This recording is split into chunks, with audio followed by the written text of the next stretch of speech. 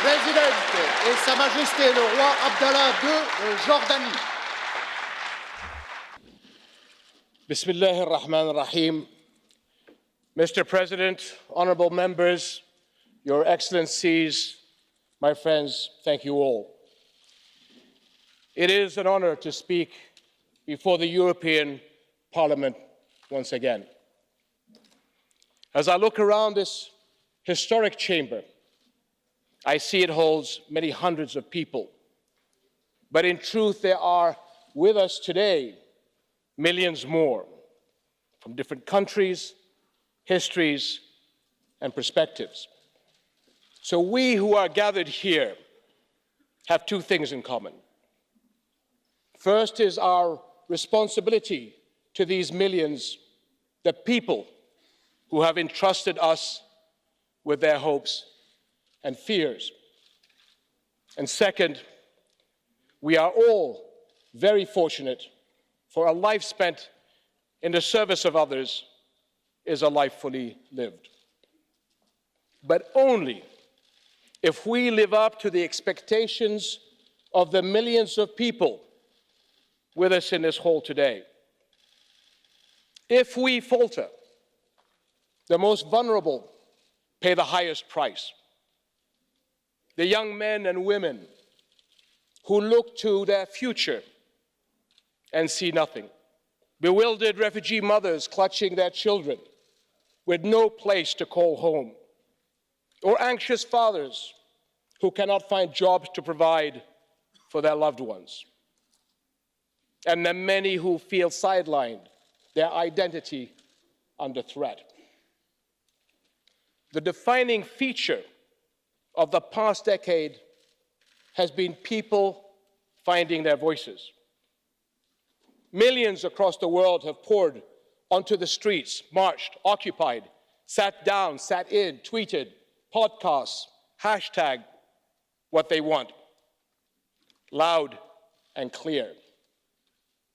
And they all want the same thing, a fair chance, a fighting chance.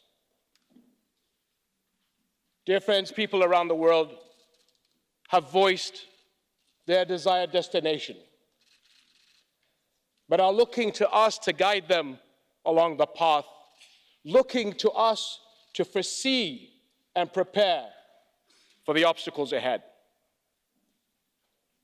This calls for several what-if questions.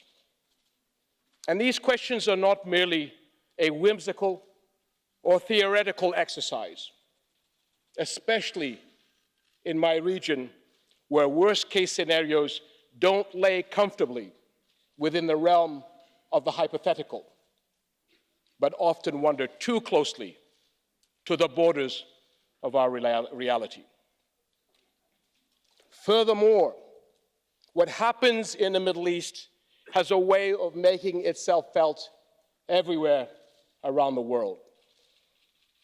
So let me start with our region's deepest wound.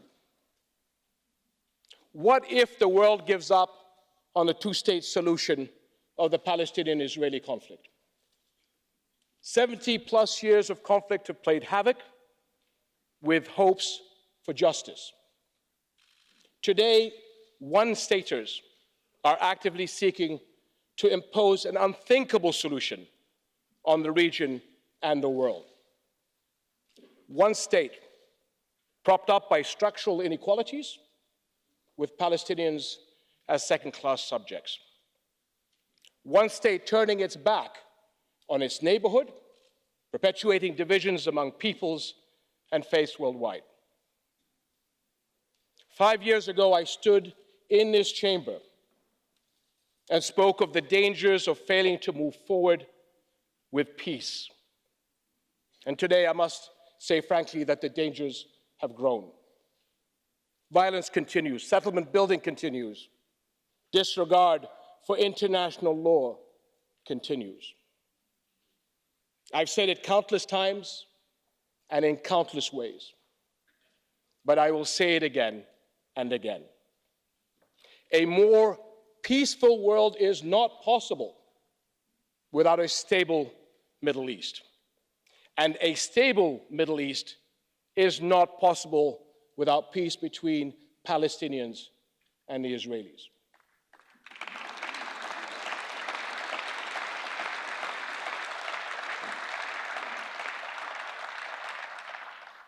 What if Jerusalem, a city that is close to my heart personally and of great historic significance to my family, remains disputed? Can we afford to rob Christians and Muslims alike of the spirituality, peace, and coexistence that this city symbolizes, and instead allow it to descend into political conflict? Now, fast forward to the most recent standoff between the United States and Iran. What if next time neither side steps away from the brink, dragging us all towards untold chaos? An all-out war jeopardizes the stability of the entire region. What's more, it risks massive disruptions of the entire global economy, including markets, but threatens a resurgence of terrorism across the world. And I ask you another what if. What if Iraq fails to realize the potential and aspirations of its people and slips back into an erratic 17-year cycle of recovery and relapse? Or worse yet, conflict. Iraq is home to 12% of the world's proven oil reserves.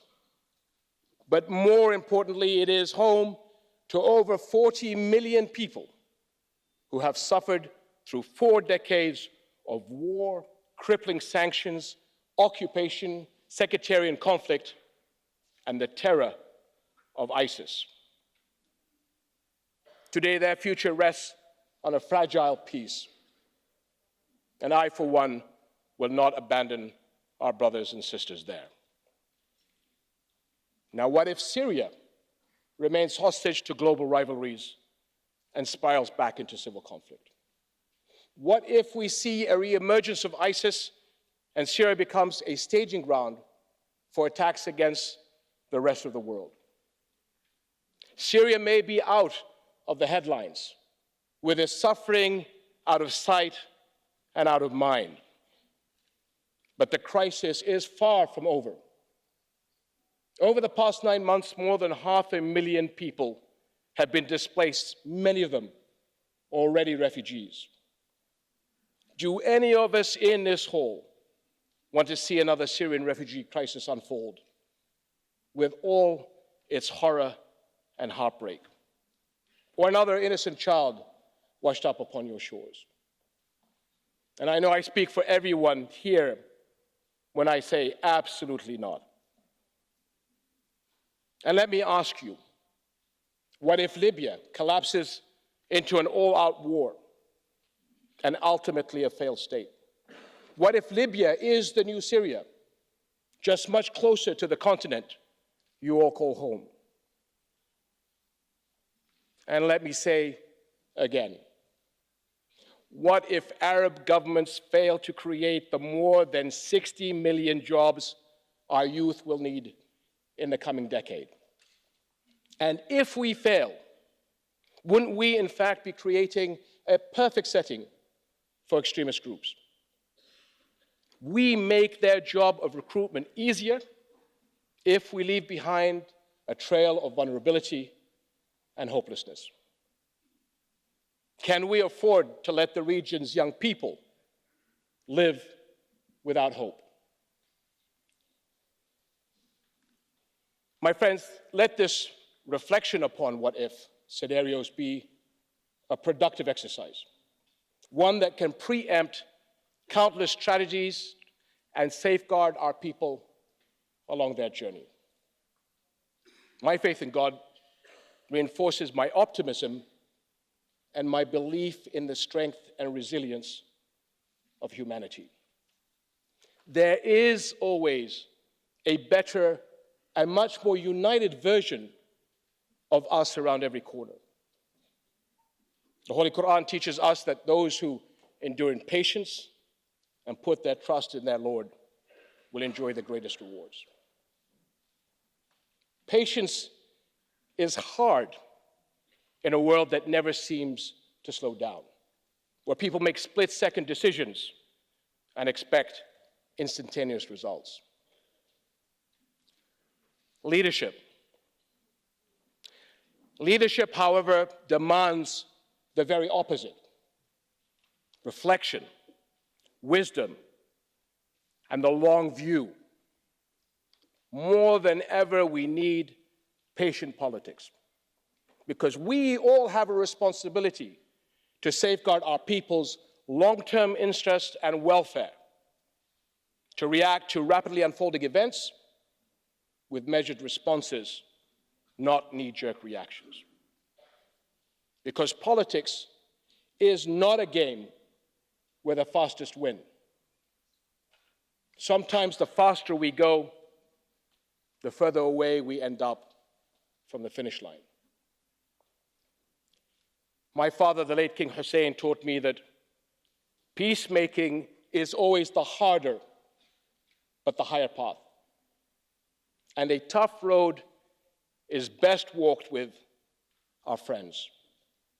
Friends like you and the people of Europe, so that together we can reach the future that both our peoples aspire for and that they and our whole world deserve. Thank you very much.